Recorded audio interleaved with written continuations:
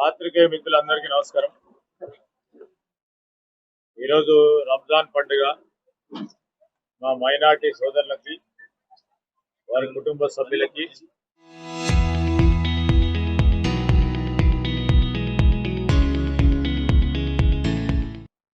అందరికీ కూడా రంజాన్ పండుగ శుభాకాంక్షలు తెలియజేస్తూ, ఈరోజు మా పెద్దలు, మా సీనియర్ నాయకులు ఎల్లప్పుడూ కూడా పార్టీ పరంగా ఇక్కడున్న మేమందరి పక్షానతో పాటు కాంగ్రెస్ పార్టీ కార్యకర్తలు అండగా నిలబడ్డ మా జీవన్ రెడ్డి గారి కలవటానికి వచ్చి అనేక విషయాలు వారి దృష్టికి తీసుకొచ్చారు. జీవన్ రెడ్డి గారి గురించి తెలంగాణ రాష్ట్రంలోనే కాదు, ఉమ్మడి ఆంధ్రప్రదేశ్ రాష్ట్రంలో తెలియని వాడు ఎవరు ఉన్నారు.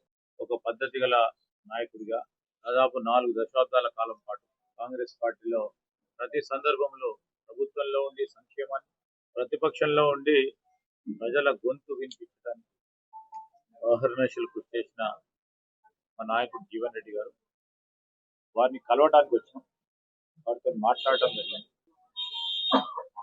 వారు కూడా ఇక్కడ ఈ ప్రాంతానికి సంబంధించిన కాంగ్రెస్ పార్టీ కార్యకర్తల నాయకుల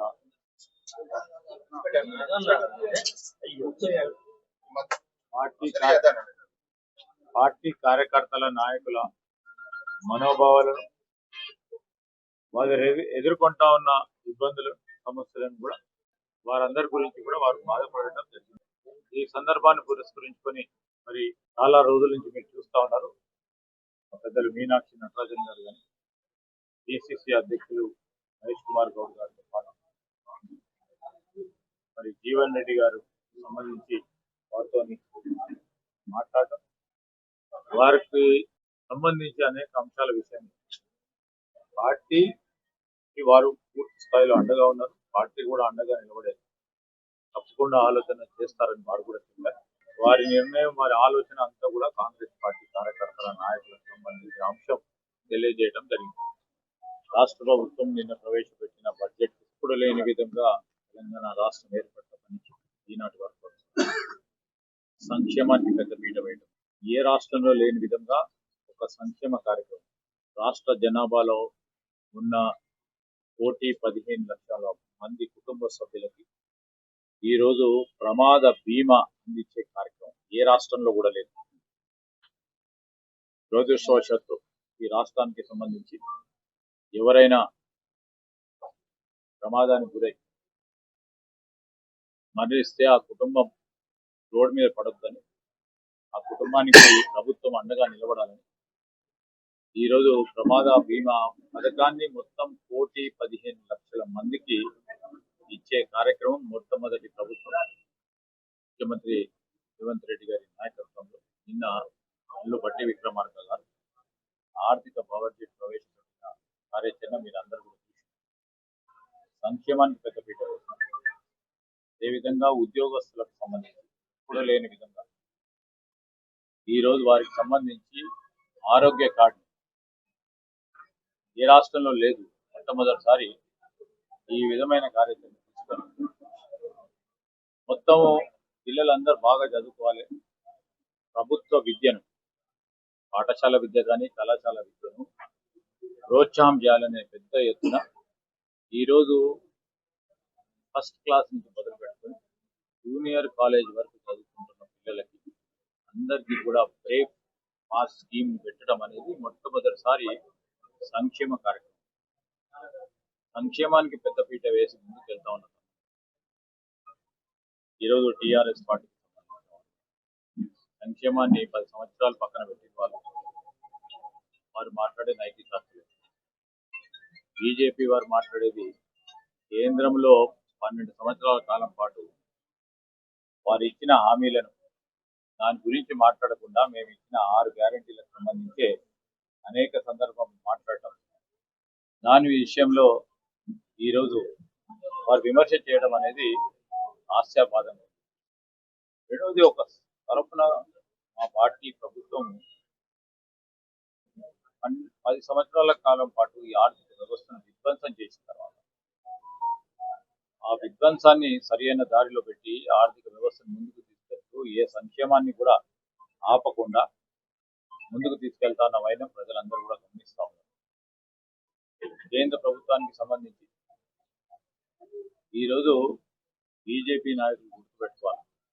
తెలంగాణ రాష్ట్రం దాదాపు 5% దేశానికి సంబంధించిన జీడిపిలో భాగస్వామ్యమై ఈరోజు దేశం ఆర్థిక వ్యవస్థలో ప్రధాన పాత్ర వహిస్తా ఉంది.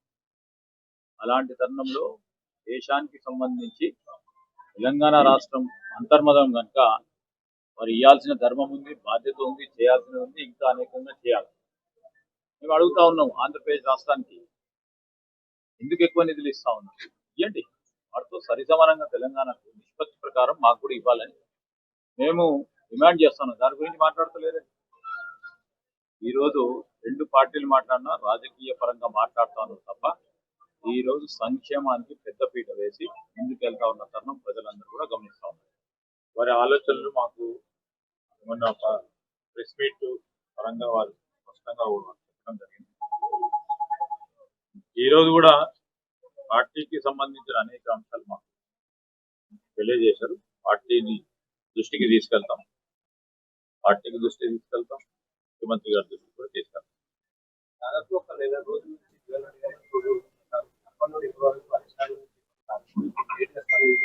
లేటు వారు పెద్ద నాయకుడు లేటుగా ముందుగా అనే అంశాన్ని పక్కన పెడితే వారు లేటుగా స్పందించడో ముందుగా స్పందించడో వెనుక స్పందించడో అనేది అంశం వారి దృష్టికి వస్తుందని అనుకో.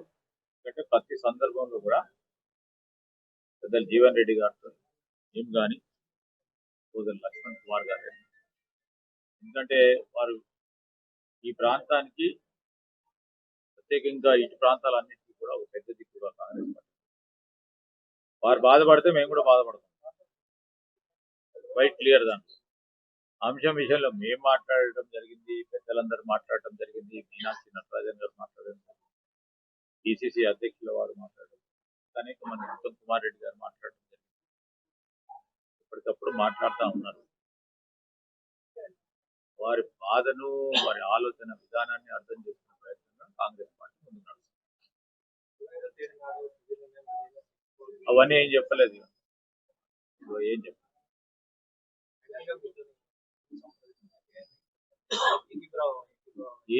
మేము ఏకీభావం పెట్టుకోవడానికి ఆయన పెద్ద నాయకుడు. నేను ఏకీభావం కాంగ్రెస్ పార్టీ కార్యకర్తగా నాయకుడు. మాకు ఎప్పుడు శ్రేయోభిలాషిగా ఉన్న జీవన్ రెడ్డి గారిని కలవటానికి వచ్చినాం. నేను అదేవిధంగా లక్ష్మణ్ కుమార్ గారు, మా సత్యం గారు, మా నరేందర్ రెడ్డి, ఇతర మిత్రులందరూ కూడా కలుసుకోవడానికి వచ్చినాం. పదవుల గురించి ఆయన ఎప్పుడు అడగలేదు. ఫస్ట్ ఆఫ్ ఆల్ ఆయన ఇప్పటి వరకు ఆ పదవి గురించి అడగలేదు.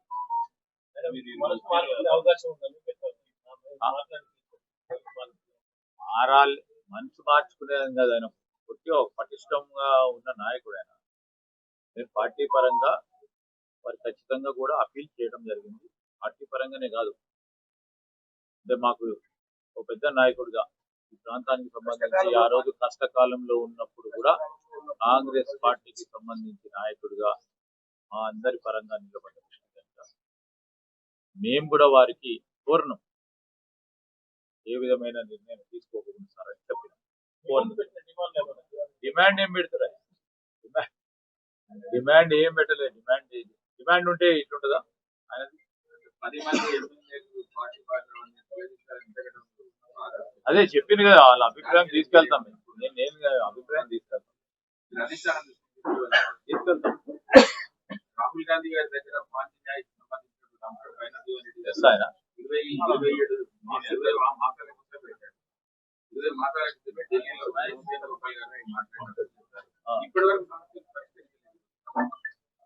అదే అది కాలేదు, అయ్యే క్రమం చేయాలని ఒక ప్రయత్నం చేస్తున్నాం. కాలేదు, అయ్యే క్రమం చేయాలనే ప్రయత్నం. Thank you sir. ఇంకేమైనా ఉంటే మాట్లాడతాం.